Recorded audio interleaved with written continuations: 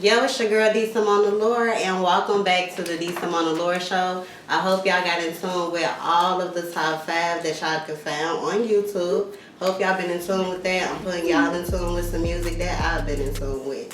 But now we're going into this interview with Lil Romo. Like, what's going on, y'all? He made my top 5 on the first episode that we dropped. So, like, how you been? What's going on? I've been telling you, trying to stay out of trouble, stay out the way. I want to get out of Chicago. Yeah. When you say that, what's the difference between being in another state and seeing how you're from Chicago? Like, why do you want to? I think not knowing people, like when you can just, you feel me, really just move around. You ain't gotta worry about people. You can turn your phone on, do not disturb, and literally be blocked out from everybody. Like, that's right. I ain't gonna lie, it was decent. Like, I ain't gonna lie, I seen when it first happened on Let's Do It. It just happened on When I Was Down, but okay. Let's Do It, that's when it first happened. So when it first happened, it was decent. When I started seeing the money build up on the revenue side, they started showing me them platforms. Like I had some on TuneCore, I was looking at, then it's like the YouTube revenue. It just built up. It's like I want to drop some more. Exactly. Like, okay, and how did that affect you? Did it affect your music? How did it influence that? Cause only thing is, with her, like, I don't know, like, growing up, like, my brother and them, they used to always be able to go to their daddy crib. You feel me? I was the only one that ain't, you feel me? It was my granny crib or my auntie Tyra crib. Exactly. And that's every time, like, it's like on the weekend, if I ain't at my granny crib, I'm at my auntie Tyra crib. After church on Sunday, we going to my auntie Tyra crib. Period. So, like, then she died so fluky, like, out the blue.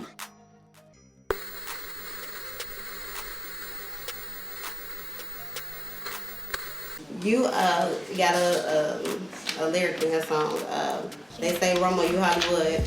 Say you move how you should. You know what I'm saying? So, like, at what point did you realize, like, okay, if I won't change, you know what I'm saying, gotta change up? So, like, at what point did you actually realize that, like? It's crazy. Ain't nobody never asked me that question, but that lyric is crazy because it's like people really be like, you know how it be, people be dick rap, people be like, oh, that's he changing because he. Period. You feel me? Because they not on that level yet. And people just think you gotta just be around them for some reason. That's why I had to say it like as a response, like as a in quotation, Romo he Hollywood. Nah, I just move how I should.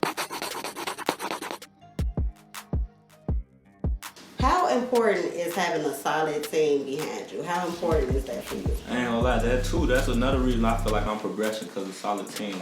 Like I got a set engineer, I got a set cameraman. I think you really need a set producer, that person that's gonna tell you like you should change this, you should do this to that. Like you can go this high, you feel me? I agree. My first performance is crazy because that's why I think I'm busting right now to this day. I got kicked out of the South, but then I went to Hyde Park. But it's like my first week there, they was having a pep rally or something. It was something they was having. It's like everybody like, you feel me? They're like, sure you know how to rap? Who this? Like, sure you know how to rap? So they had the pep rally, and there was like 5 minutes left, I think. And they played, they was letting us, you feel me, everybody rap. But I did, and I went crazy. Everybody was going crazy. Like, they went crazy. I'm talking about they everywhere, like, I'm damn, they was bossing. Matter of fact, going back into having your set producer, how did y'all link? Damn. I think he reached out to me. I think Mike Will reached out to me or something. Okay. Cause Mike Will, he, you know, it's a few producers. You probably don't know him, but it's like a group of them. Okay. But Mike Will, the only one without a hit, like without a artist that his own. Like he the only one. So it's like I started working with him because of that. Like you feel me? Like I want to come up with somebody that's coming up too. Like exactly. The and grind then I think that is too. That's what it is. Like he know we both eating shit.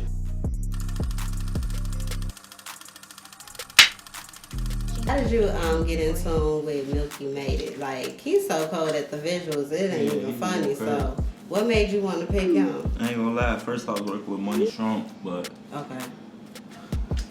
However Okay. that went. Look, I'm like, okay. However that situation went. I guess my big homie didn't want to talk to him the correct way, so how that go? Are we? Then Milky, I met Milky because he had a lower fan base. Milky was coming up, like Milky had like 1,000 subscribers. I think I hit him like, look, bro, look at my views. Like, let's go crazy together. I think I was on his ass. I really think I sent him like a paragraph, like, hey, bro, my first video can be, you feel me? I'll pay for my first video, but the next video we gotta, you feel me? I was trying to talk to him, see what he was at. Then shit, he started coming to those studio sessions, getting high with us and all type of shit. It just chilling. So the vibe was natural. Yeah, I fuck with him. Period. So is it one of those where you can get in creative mode with him? Mm-hmm. I feel like he could push me too, like he be trying to get me to stay, like especially like with the white builder scenes we be doing, he be stay trying to, nah, we can't do it right there, bro. We did this 100 times already. We gotta go somewhere else. Yeah. I'm just ready, cause like everything be written out. Like when it comes to the rap shit, like this shit be so written out. Like it's however your situation is. If your situation set up to be what it is, you feel me? Like you already know what you getting yourself into. You know how long you gotta wait to drop a tape. You know how many songs. You feel me? You know what the next check gonna be before you know what you can negotiate it. If the views go up. You feel me? That's right. So Study, and then it's facts that you studying what you doing, because a lot of people just be in it just killing their money, wasting their money, but not studying their craft. So it's good that you understand that. So like, would you choose money or success? Success.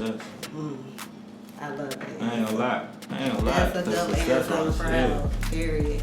Just made me But happy. that's gonna come with money though. Period. What successful person you know ain't got no money? Was it ever a point in your career where you felt distracted and felt like you wanted to quit? Tell us about that. How did you get through it? I ain't gonna lie, like, I don't know, I just feel like don't no time like stay too long. Everything gotta end, you feel me? Like even with bad problems, like bad times and all that, like all that come to an end. Like, that's right. You just gotta keep believing on top of it. That's right.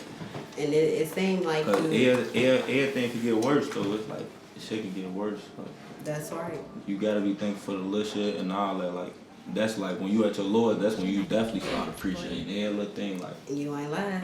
It make you realize a lot more. Make you humble and hungry for more, because you passed that already. So I totally agree. And especially then it be like when you pass a lot of shit, it be like I know I can't go back down there. You feel me? Period.